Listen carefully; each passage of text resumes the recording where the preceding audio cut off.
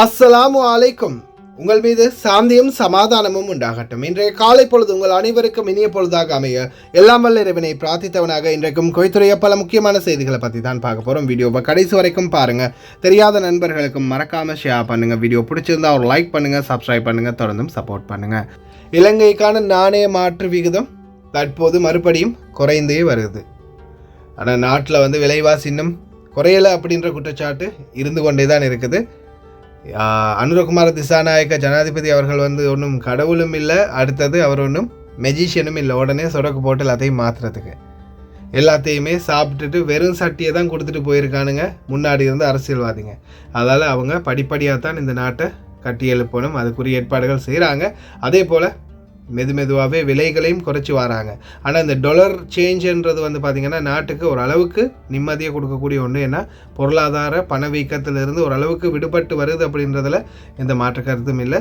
இப்போதைக்கு அதிகமாக பணம் கையில் வச்சுருந்தீங்கன்னா அனுப்பிக்கோங்க. என்ன எதிர்வரும் நாட்களில் இன்னும் கம்மியாகிறதுக்கு வாய்ப்பு இருக்குது. குவைத்துடைய டினார் ரேட்டை முதலாவதாக பார்த்துடலாம். இலங்கைக்கான ரூபாயில் ஒரு தினாரின் மதிப்பு 959 ரூபாய் 69 உள்ளது. இந்தியாவின் ரூபாயில் ஒரு தினாரின் மதிப்பு 274 ரூபாய் 1 உள்ளது.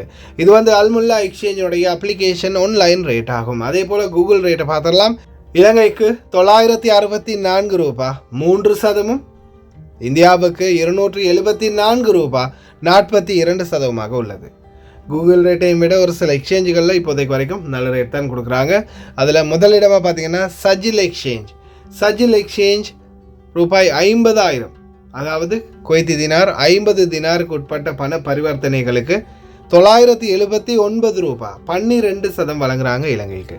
இந்தியாவுக்கும் 274 ரூபாய் 22% வழங்கியிருந்தாங்க. குறிப்பாக பார்த்தீங்கன்னா இது 50,000 ரூபாய்க்கு மட்டும்தான். அதுக்கு மேலே நீங்கள் 1 லட்சமோ 2 லட்சமோ ஒரு 5 லட்சமோ 10 லட்சமோ இந்த மாதிரி அதிகமான ரேட் அனுப்பும்போது ரேட் எப்படியுமே கம்மியாகும்.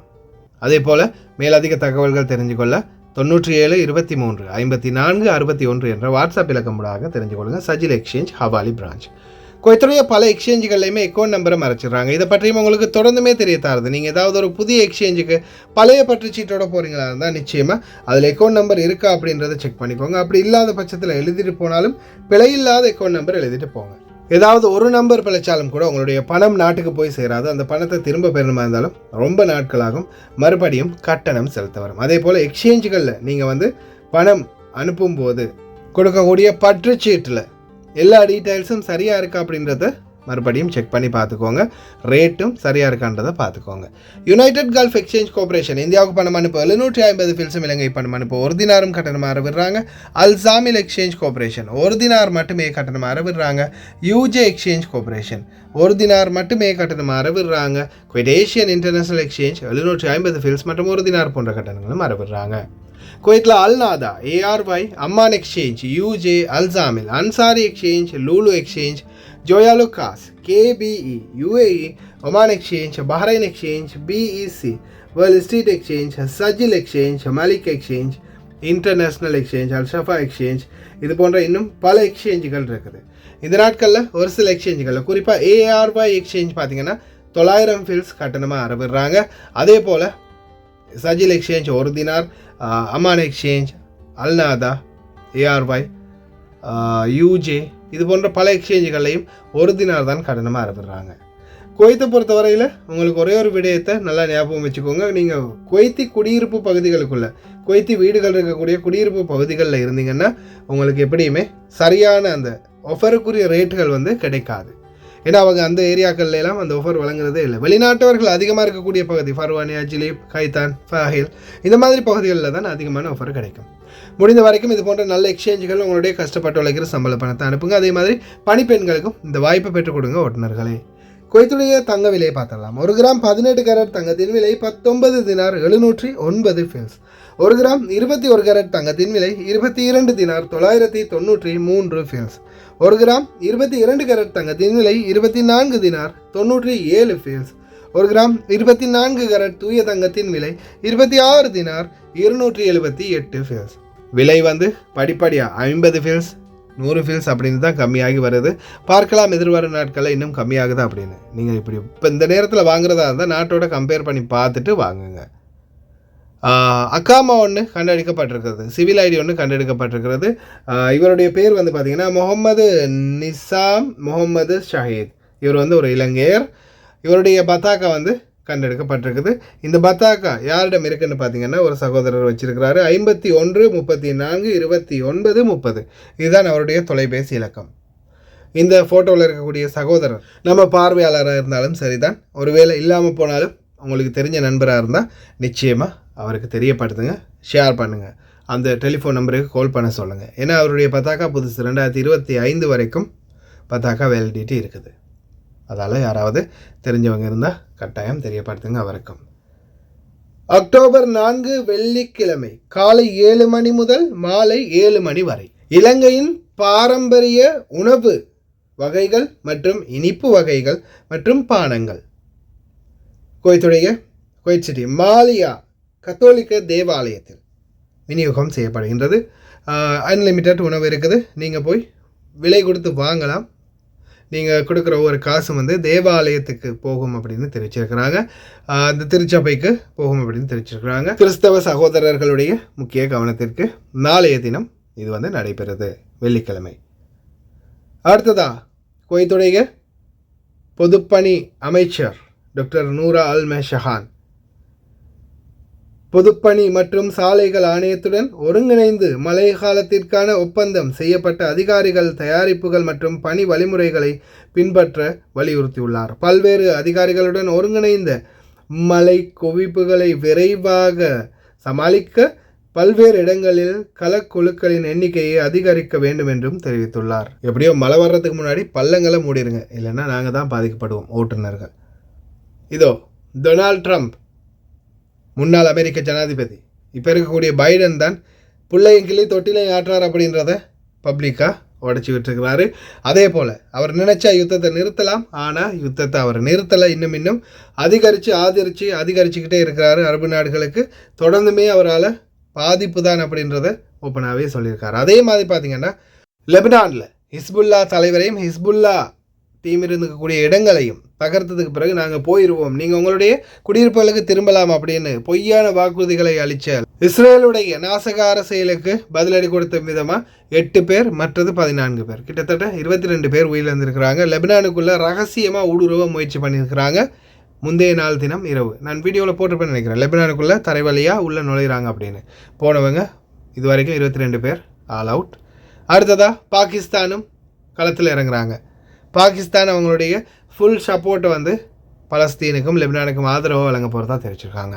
இப்போதைய சூழலில் பார்த்திங்கன்னா லெபனான் இதுக்கு முன்னாடி பார்த்திங்கன்னா தொடர்ந்துமே அவங்களுடைய சப்போர்ட்டை வழங்கிட்டு இருந்தாங்க. அதே போல் யமன் நாடும் செங்கடலையே ஃபுல்லாகவே பிளாக் பண்ணிட்டாங்க.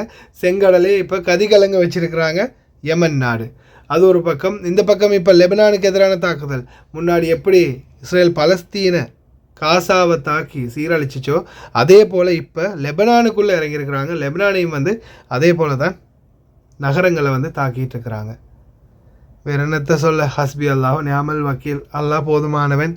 அதே போல் இதோ ஹசன் நஸ்ரல்லா அவர்களுடைய ஜனாசா கொண்டு வரப்பட்டுள்ளது. அதே போல் அவருடைய ஜனாசா நல்லடக்கத்துக்கு முதல் ஜனாசா தொழுகை இடம்பெற்றது.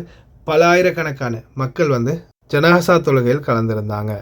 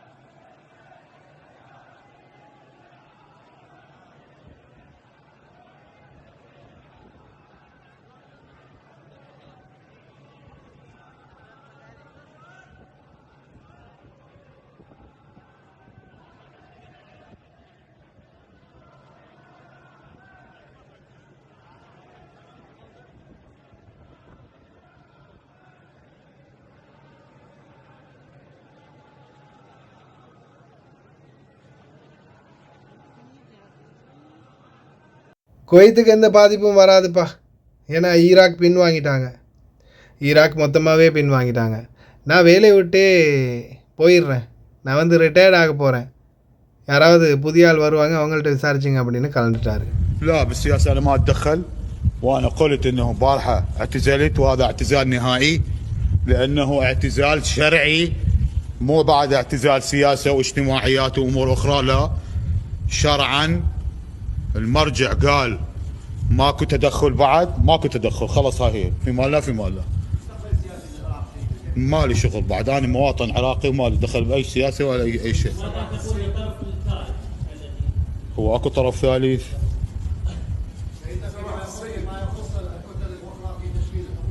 مالي دخل رجاء، بالسياسة لا تسألني. اي بعد عن سياسة انت مو شرقية مو اي اعرف.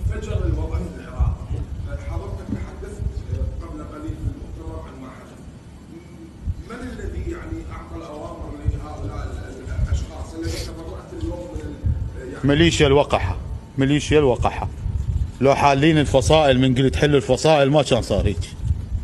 நவம்பர் 15ஆம் தேதி என்ன தொல்லை வரப்போகுது?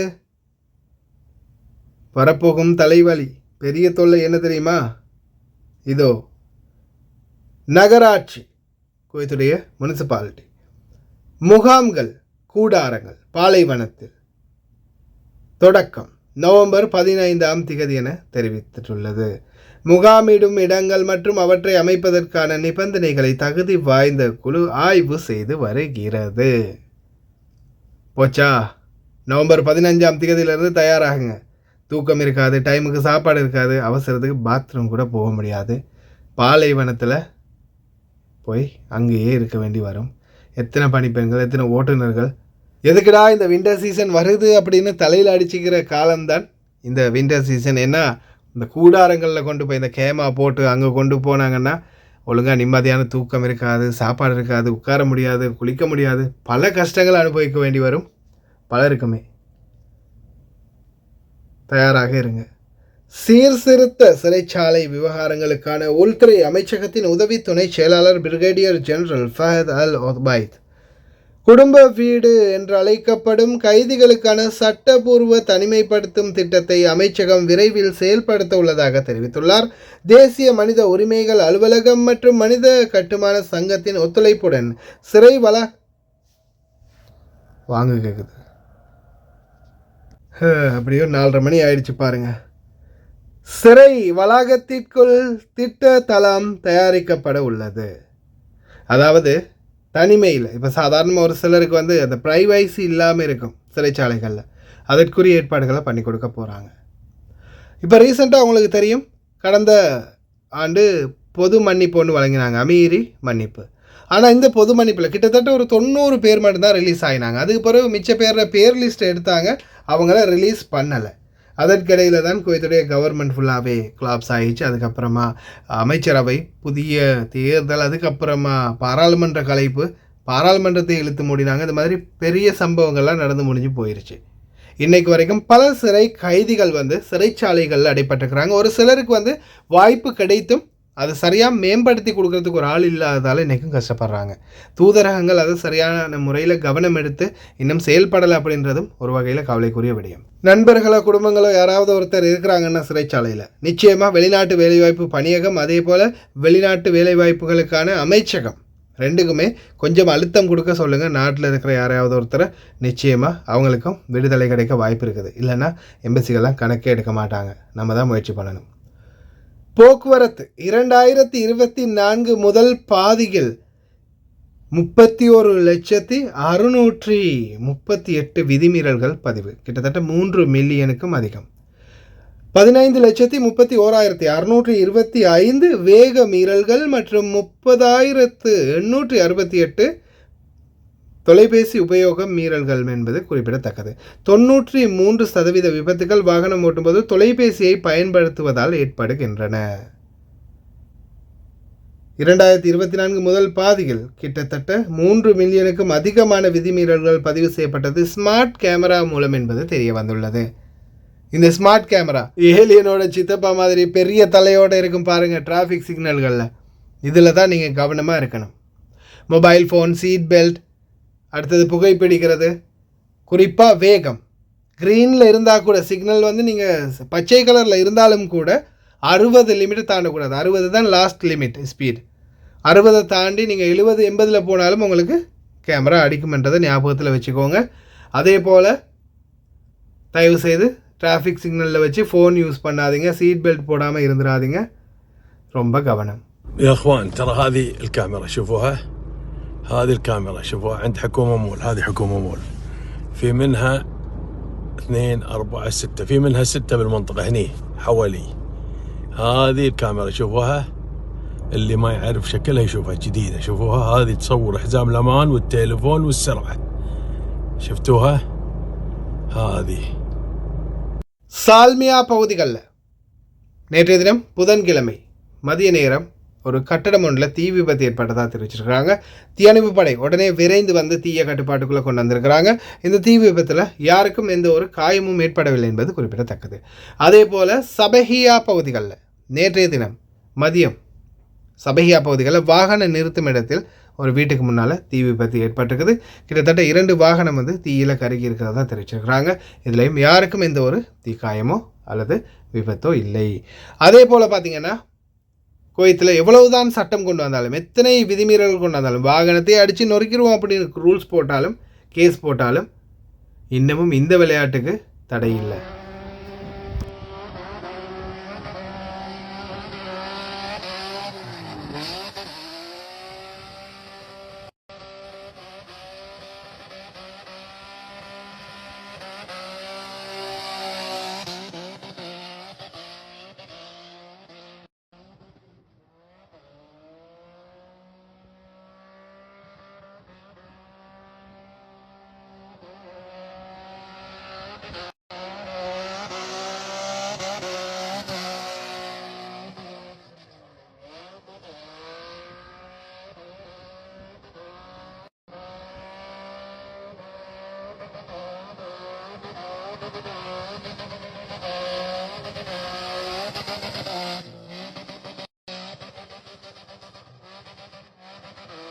எக்காரணத்தை கொண்டும் தயவு செய்து இந்த வீடியோக்களில் வந்து பார்க்குறவங்க தயவு செய்து எக்காரணத்தை கொண்டும் உங்கள் ஏரியாவில் இந்த மாதிரி வண்டிங்களை சுற்றுறாங்கன்னா போய் பக்கத்தில் நிற்காதீங்க. ஏன்னா இப்போ பாருங்கள், இவர் இந்த மாதிரி சுற்றும் போது இந்த டயர் வந்து ஒட்டோவாக டேர்ன் ஆகுது. இதிலேருந்து கற்கள் வந்து வீசி அடிக்கும். அதே போல் டயர் பீஸுகள் பார்த்திங்கன்னா எப்படி பறக்குதுன்னு, அந்த டயர் பீஸுகள் வந்து கற்களோ டயர் பீஸுகளோ இல்லை ஏதாவது ஒன்று ஒரு ஸ்டீல் துண்டோ வந்து கண்ணில் பட்டுச்சுன்னா கண் பார்வையே போயிடும். தயவு செய்து ரொம்ப கவனம். முன்னாள் சபாநாயகர் மர்சுக் அல் கஹானி இப்போது எல்லாருமே ஒவ்வொருத்தராக சோஷியல் மீடியாவுக்கு முன்னுக்கு வராங்க. என்ன காரணம்னா, இப்போ ரீசெண்டாக வழக்கறிஞர் கொஞ்சம் லைட்டாக இவங்களுக்கு எல்லாம் குத்துற மாதிரி ஒரு கேள்வி கேட்டார்ல, என்னப்பா பயந்துட்டிங்களா, சத்தமே இல்லை அப்படின்னு. இப்போது எல்லாமே வெளியே வராங்க, எல்லாருமே பேச ஆரம்பிச்சிருக்கிறாங்க. ஏன்னா குறிப்பாக பார்த்திங்கன்னா குவைத்தில் மக்கள் பிரதிநிதிகளாக இருக்கக்கூடிய இந்த பாராளுமன்ற உறுப்பினர்கள் அவங்க இருக்கும்போது சில சட்டங்கள் நம்மளுக்கு சாதகமான சில சட்டங்களும் வந்துச்சு. அதே மாதிரி சில விடயங்களில் மாற்றங்களை கொண்டு வந்தாங்க, மக்களுடைய பிரச்சனைகளை எத்தி வைத்தாங்க. ஆனால் இப்போது அரசாங்கம் மட்டும்தான் அதை சரியாக நடத்துது அப்படின்ற நிலைமையில் இருக்கும்போது, அரசாங்கம் மட்டும்தான் நடத்துது, சரியாக நடத்துது அப்படின்றது நம்மளால் குறிப்பாக சொல்ல முடியாது. ஆனால் நடக்குது. ஆனாலும் இன்னும் ரோடு சரி வரல, இன்னும் எத்தனையோ பிரச்சனைகள் அப்படியே பெண்டிங்லேயே தான் இருக்குது. மக்கள் பிரதிநிதிகள் வந்தால் தான் இதுக்கு சரியான தீர்வு அப்படின்னு பல சமூக ஊடகங்களும் சொல்லுது. சட்டங்கள் சில மாற்றங்கள் வரணும்னா நிச்சயமாக மக்கள் பிரதிநிதிகள் பாராளுமன்றத்தில் இருந்தே ஆகணும். عناء المشقة ووصل. كل الشكر لمن حاول ولم يصل، كل الشكر لمن اعتذر، وكل الاعتذار مني لمن لم تصله الدعوة لأي سبب كان. يعني ودي إن عزم الكل، ولكن البعض يمكن ما وصلته لأي سبب من الأسباب، فأرجو أن يصل اعتذاري ومشاركتكم لأفراحنا وصلت. كل الشكر لصاحب السمو أمير البلاد وسمو ولي العهد وسمو رئيس مجلس الوزراء على مشاركتهم، ولكم جميعا كإعلام وحضور. وسامحونا، يعني حاولنا هالمرة أن ننظم الأمور قدر المستطاع، واعتقد كان في سلاسة ويسر إن شاء الله في الوصول، لكن سامحونا على أي خطأ وعذرونا ومشكورين وجزاكم الله خير. இப்போ வாங்க இன்னொரு மிக முக்கியமான தகவலை பார்த்துடலாம். கம்பெனிகளில் வேலை செய்கிறவங்க இந்த நிறைய பேர் என்கிட்ட வந்து சொல்லும்போது இந்த கம்பெனியில் ஒரு லோயர் இருக்கிறாரு, அவர் தான் இப்படி சொன்னார், அந்த கம்பெனியில் ஒரு லோயர் இருக்கிறாரு, நம்ம ஆஃபீஸில் ஒரு லோயர் இருக்கிறாரு. யாருப்பா அந்த லோயர் அப்படின்னு பார்த்தா ஒரு மசரி இருக்கிறாராம். அவர் வந்து லோயர் கிடையாது, அவர் வந்து லா போடுறவர், முஸ்தஷார். அவங்களுக்கும் இதுக்கும் சம்பந்தமே இல்லை. சட்டத்தை பற்றி அவங்களுக்கு 100க்கு ஒரு 50% தெரிஞ்சிருக்கலாம். குவைத்துடைய லா வந்து படிச்சிருக்கிறாங்க. படிச்சுட்டு அவங்க என்ன செய்வாங்கன்னா முஸ்தஷாருக்கு என்ன சொல்கிறது, ஆலோசகர்கள், சட்ட ஆலோசகர்கள், அவ்வளவுதான். ஆலோசனைகளை கொடுப்பாங்க கம்பெனிகளில். சஜஷன், அவங்க வந்து சில தகவல்களுக்கு சில அந்த பிரச்சனைகளுக்கு வந்து தீர்வுகளுக்கு ஏதாவது ஒரு சஜஷன் கொடுப்பாங்க. அதுக்கு என்ன சொல்கிறது, ஆலோசனைகளை கொடுப்பாங்க, அவ்வளவுதான். ஆனால் அவங்கெல்லாம் வந்து வழக்கறிஞர் இல்லை. ஏன்னா அவங்கள பார்த்து அவங்க குடும்பியை தான் இப்போ பிடுங்கி உழுப்புறாரு நம்மளுடைய அந்த வழக்கறிஞர். ஜமியாக்கள் நடக்கிற அநீதிகளுக்கு தொடர்ந்தும் குரல் கொடுத்து வராரு. அவருக்கு உண்மையிலேயே ரொம்ப நன்றி. طيب ماشي. اليوم رسالتي إلى مستشار وافد، وأنا اليوم أقول أنا غلطان إني داخل عليك لابس خطرة وعقال. المفروض إني لابس بدلة علشان تقول أهلا إزيك وعرفت، ولكن إن شاء الله أوعدك الزيارة القادمة راح تكون في بدلة. يلي الذبانة ما تطب على خشمك، يلي قاعد في مكتب فخم وحوالينك السكرتارية الكويتيات وغيرهم.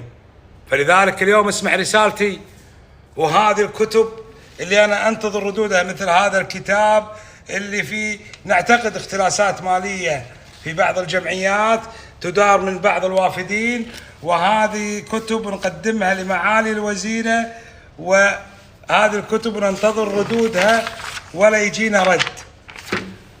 وهذا تبادل احترام، لتعلم ان هذا تبادل احترام بين عادل الهاملي ومعالي وزيرة الشؤون ووكيل وزارة ووكيل التعاون وبعض القياديين، بعكس الرقابة والتفتيش اللي تطنخ من رؤوسهم يروحون للنيابة غير معترفين في وجود معالي وزيرة ووكيل وزارة، يعني مو معترفين فيكم، وانا الوحيد اللي معترف فيكم. هذول يروحون للنيابة على طول، واحنا نجيكم ونقدم عشان نمشي بالصح. ولكن اسمعني يا حضرة المستشار، هناك في وافد يمتلك جمعية تعاونية يقول اسمع عشان تضحك، يقول يعني هيعمل ايه ده؟ خليه يروح الوزير، انا عندي مجلس ادارة مسكه في ديه منتف شوربه، مش حيمشي اي حاجة، اللي عاوزها تمشي. هذا وافد تدري منه؟ من علم الدين. ازيك انت؟ فلذلك عطنا ردودنا لكي نقوم في إجراءاتنا. أموال المساهمين والأيتام في خطر يا حضرة المستشار، إلا إذا تبيني أقط الغطرة والعقال والبس لك بدلة. முஸ்தஷார் கோட்டு சூட்டு போட்டால் நம்மளாயிர முடியுமா? நீங்கள் உயிரை பறந்தாலும் ஊர்க்குருவி பறந்தாக முடியாது அப்படின்ற மாதிரி குவைத்தில் லோயர் என்றது, வழக்கறிஞர் என்றது குவைத்திகள் மட்டும்தான். குவைத்திகளை தவிர்த்து வேறு யாராலையும் வழக்கறிஞர் ஆகவும் முடியாது, இந்த நாட்டில் வாதாடவும் முடியாது. இருக்கிறாங்க ஃபைல் தூக்கக்கூடிய சகோதரர்கள் இருக்கத்தான் செய்கிறாங்க, அவங்களும் லோயர்னு சொல்லிக்கிறாங்க. ஓகே, சொல்லிக்கட்டுமே அவங்க ஆசைக்கு, அதுக்காக அவங்கெல்லாம் லோயராக முடியாது. இந்த நாட்டில் வேணால் அவங்களோட கூட ஃபைல் தூக்கிட்டு பேக் தூக்கிட்டு போகிறதுக்கு தான் இருக்கலாம் முடியுமே தவிர உள்ளே போய் இறங்கி வாதாடணும்னா அதுக்கு இந்த நாட்டு குடிமகனால் மட்டும்தான் முடியும். அதனால் இந்த கம்பெனிகளில் ஆஃபீஸ்களில் இருக்கக்கூடிய இந்த முஸ்தஷார்களுக்கு, ஆலோசகர்களுக்கெல்லாம் பயந்து அவங்களுடைய உருட்டல் மிரட்டுக்கள்லாம் அசந்து போகாதீங்க. உங்களுக்கு ஏதாவது பிரச்சனை இருக்குதா கம்பெனியில், டைரெக்டாக ஷூனுக்கு போங்க. ஷூன்லேயும் எதுவும் நடக்கலையா, மனித வளத்துக்கான பொது ஆணையகம் அதுவும் இல்லையா, குவைட் ட்ரேட் யூனியன் ஃபெடரேஷன், அது வந்து 3 இடங்கள் இருக்குது, அதுவும் இல்லையா, நீங்கள் ஒரு வழக்கறிஞர்கிட்ட டைரெக்டாக போகலாம். போனீங்கன்னா உங்களுக்கு நிச்சயமாக சாதகமான வாய்ப்புகள் இருக்குது. யாருடைய உருட்டல் மிரட்டுக்கும் பயப்படாதீங்க. கடைசி வரைக்கும் பார்த்து எல்லாருக்குமே ரொம்ப நன்றி. தெரியாத நண்பர்களுக்கும் மறக்காமல் ஷேர் பண்ணுங்கள். வீடியோ பிடிச்சிருந்தா ஒரு லைக் பண்ணுங்கள், சப்ஸ்கிரைப் பண்ணுங்கள். ஒரு நல்ல வீடியோவில் சந்திக்கலாம்.